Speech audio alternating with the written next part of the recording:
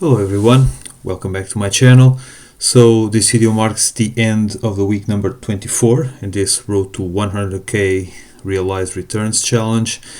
This week has been anything but a bloodbath after a bloodbath after a bloodbath, and all the days have been pretty negative. I think it's safe to say that actually it was a blessing in disguise that on Thursday markets were closed because of the untimely death of former US President Jimmy Carter.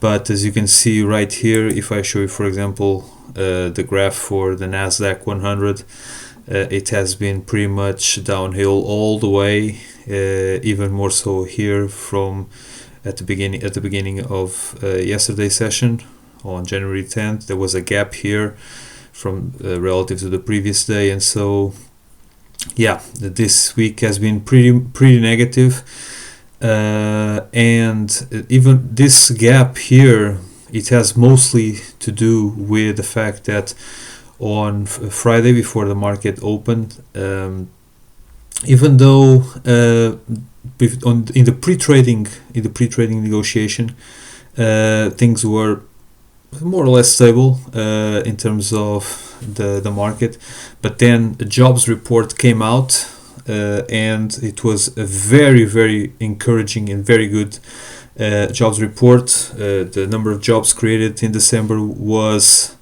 far above what analysts estimated. Unemployment rate came down from 4.2% to 4.1%, but markets reacted negatively to this very good jobs report, because that basically says that there's even less of a need for the Federal Reserve to lower interest rates in the coming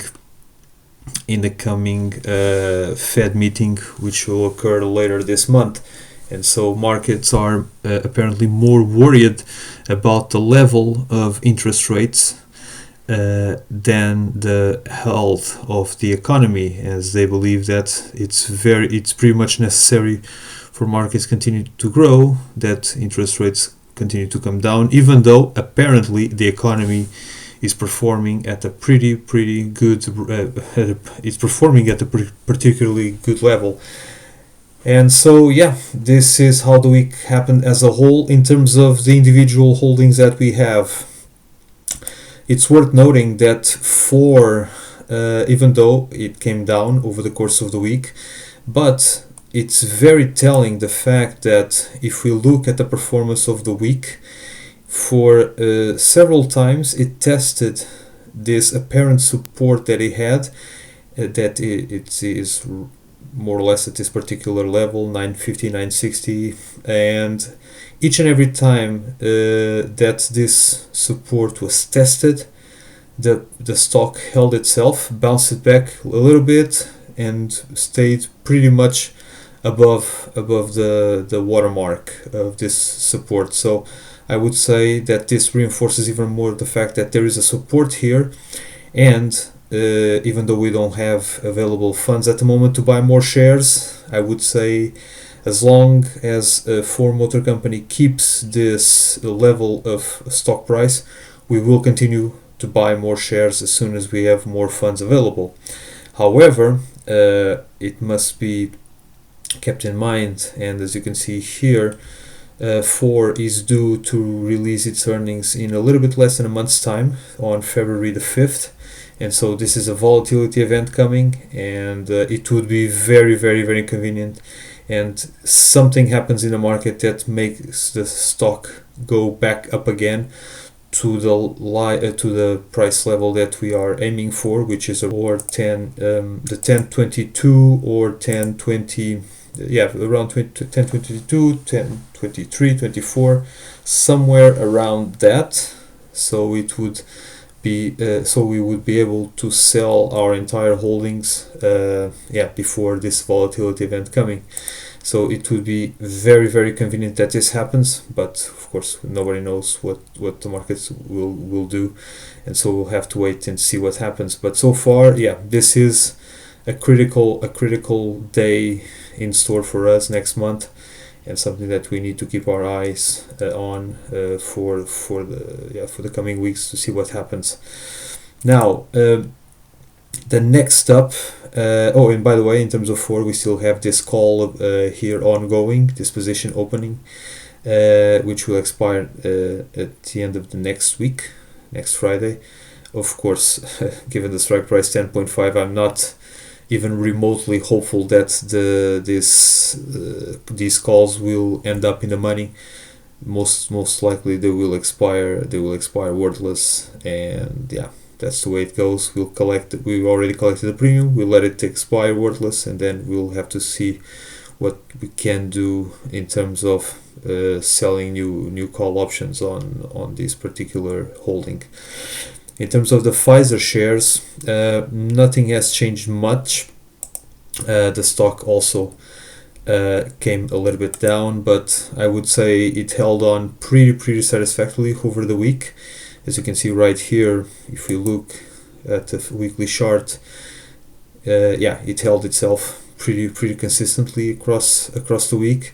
Here I was particularly hopeful that it would stay this way for the remainder of the week, so that we could then sell more calls, more valuable calls when these calls expire, but it didn't end up being that way. So the stock offset these early week gains with some losses, and so it pretty much ended the week the way the week started. And yeah, we'll have to wait and see what happens, but apparently it's not that bad of a thing that we keep the shares for a little bit longer, because there's going to be some dividend coming, and the stock will enter the ex-dividend date in about 2 weeks from now. This is January 24th, so this is from yesterday, in 2 weeks time, and from that point onwards we will be able to sell the shares and still collect the dividend, which is 43 cents per share on March 7 when the dividend is paid. So it's not bad that we keep the stock, so we'll have some more money coming in, but it will be ideal that after this event, after January 24th, we get rid of it. So we'll have to wait and see what happens. So far, this piece of news is encouraging, because Pfizer reveals encouraging data from pivotal bladder cancer trial, and this may be able to have some positive effect on the stock in the coming week.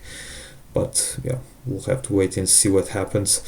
And the big daddy of them all, our ETF or QQQ, basically, as I showed at the beginning of this video, the behavior or the performance of the Nasdaq, it just came downhill for most of the way, and there was pretty much nothing we can do about it. The ETF came down all the way, and so far, as things stand, it's going to be difficult to find some convenient call option for us to sell. Most likely we will have at the beginning of this coming week, we'll probably have to extend our maturity to 3 or 4 days, so that we'll be able to sell some call option on this. But even so, if, as you can see right here, even a 535 with 3 days of maturity, it's going to be with 3 days of maturity, it's going to be very difficult for us to find a worthwhile call to sell, and so most likely we'll have to stay put and see what happens over the next coming days to see if it recovers.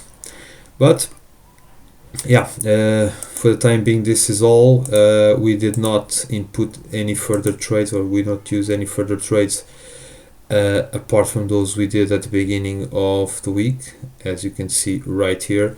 Actually, the only one we did was on Wednesday, when our previous calls on QQQ expired worthless, as you can see right here, and so we ended up selling a few more, expiring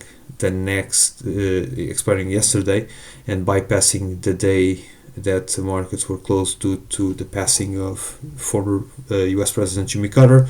And so yeah, this all expired worthless because all the prices came down. And so let's just go ahead and input our results in our scoreboard. So there is nothing to do here. All of these call options expired worthless. This one is not yet done. This one, it is done because this is the QQQ. Alright, so this one is still live, this one is still live. All of these expired worthless, so this is going to be 0 and 0 expired, and this one is also 0 and 0, and it's also expired. We'll have to wait for these next ones, these next 4 call options on 4 to expire. Now here, and from, yes, so this is the one that we need to input this call option. We sold at 4 cents each and with a fee of 1.12, so 0.4 cents and 1.12. This was a QQQ covered call, strike price 536, so 3 contracts, and this one was on January the 8th, expiring on the 10th, so we can copy this one right here, and this expired on this particular day. All right, and so this also expired worthless. Now we need also, yes, this is also already in here, which is good. All right, so the way things stand, as you can see here from the ones that we ended up closing because they expired worthless, these are meager returns. All right, so there is nothing we can do about it except for the one for 4, which is a little bit better, 18.5%, but the other ones were actually meaningless. And yeah, so far this is it. Also, one thing that I need to show to conclude this video is the fact that as you can see here, this is our activity statement coming all the way from the beginning to our to yesterday. And as you can see here somewhere, so let's see what it is. So the realized gains and losses, and the realized gains are actually over here. Yeah, so this is our current profit at this point, 26,219.97, and this is the number that we will continue to keep an eye on as we seek to increase this number all the way to 100,000.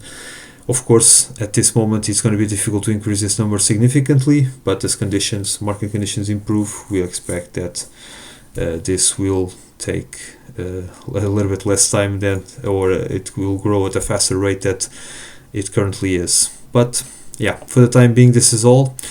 Feel free to leave your comments below, and any questions you may have as well. You can also DM me on LinkedIn, and also feel free to like the video and subscribe.